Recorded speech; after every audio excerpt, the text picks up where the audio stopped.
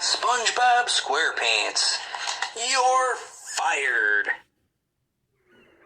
Are you ready, kids? Aye, aye, Captain! I can't hear you! Aye, aye, Captain! Oh! Who lives in a pineapple under the sea? SpongeBob SquarePants! Absorbent and yellow and porous is he. SpongeBob SquarePants! If nautical nonsense be something you wish, SpongeBob SquarePants! then drop on the deck and flop like a fish! SpongeBob SquarePants! Ready? SpongeBob SquarePants! SpongeBob SquarePants! SpongeBob SquarePants! SpongeBob SquarePants!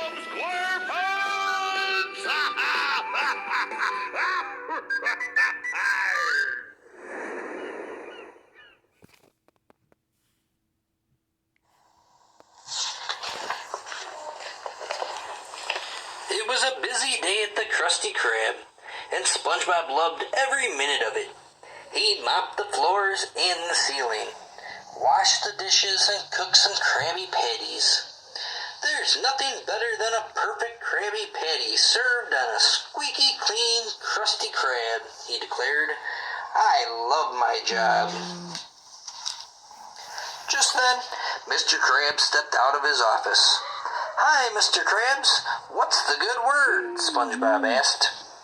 Well, there are 2 words, Mr. Krabs replied, and they're not very good. You're fired. What? SpongeBob sputtered. If I cut your job, Mr. Krabs explained, I can save a whole nickel. SpongeBob was so shocked he couldn't move. Squidward loaded him onto the cart and rolled him out the door. Bye-bye, Squidward said. Please visit soon as a customer. That night, Patrick heard moaning coming from SpongeBob's house. He stopped by to see what was wrong. It's terrible, SpongeBob cried. I got You got free French fries? Patrick asked. A frothy frappe? No, Patrick, I got fired, SpongeBob wailed. Don't worry, Patrick said. Starting tomorrow, I'll teach you the wonders of fun employment. SpongeBob and Patrick started their day by standing in Squidward's garden and waving at him. Stay off my petunias, Squidward yelled, throwing vegetables. Splat, splat. I call this free breakfast, said Patrick, licking tomatoes off his face. Later that day, SpongeBob and Patrick went to Sandy's for free lunch. Little did they know, the food was really a science experiment. The weird side effects. This is delicious, Patrick declared. More, demanded the little face that popped out of Patrick's forehead.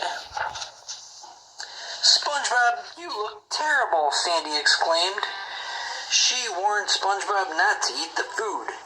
What you need is to clean up, get a routine, and find a new job. SpongeBob knew Sandy was right. I'm ready, he shouted. I'm ready to find a new job. SpongeBob thought he could get another job as a fry cook, so he went to the Weenie Hut. The manager hired him right away. But SpongeBob didn't like the kitchen. They didn't use a grill to cook the hot dogs. They used a strange rolling machine. This isn't right, SpongeBob said to himself. He grabbed a spatula, used it to dice a few cooked hot dogs and buns, and made weenie patties. You're fired, the manager said. Everywhere SpongeBob went, it was the same story. At the pizza pie hole, they didn't like his pizza patties. At the taco sombrero, his burrito patty squirted beans everywhere. And he was kicked out of the wet noodle because his noodle patties were a mess. When SpongeBob got home, he was really depressed. I've been fired 5 times, he sighed. At least you still like me cooking, Gary. Just then, there was a knock at the front door. SpongeBob opened the door to find two big men dressed as hot dogs. They shoved him into a giant bun and ran away with him. SpongeBob was taken to the weenie hut and chained to the hot dog cooker. The manager apologized for firing him. But that's all mustard under the bun now, right? What's important is that my customers love your weenie patties. Get to work, the manager ordered, then marched out of the kitchen. Psst, whispered Pizza Pete, the manager of the pizza pie hole. I can get you out of here.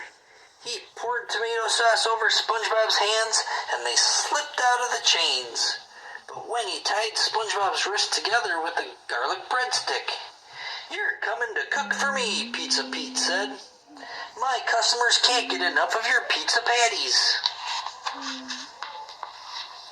When SpongeBob got outside, he was grabbed by the manager of the Wet Noodle. "I'll take one fry cooked to go," the manager shouted. They didn't get far before Senior Taco from Taco Sombrero snatched SpongeBob. All the managers wanted SpongeBob to work for them. They chased and clutched and pulled at him. "Help!" SpongeBob cried. Suddenly a giant Krabby Patty came to the rescue.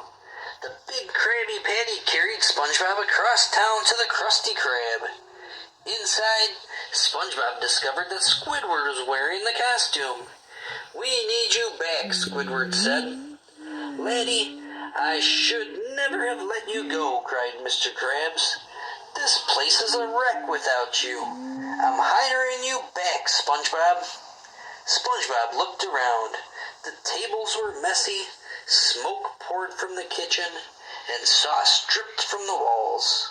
"My life has purpose again," he said with a sigh. While SpongeBob was busy working, he noticed something strange about the bathroom door. "It's a pay toilet," Mr. Krabs explained. "That's how I'm making up the nickel I lose by hiring you. You're worth it." SpongeBob had never been happier to be at work.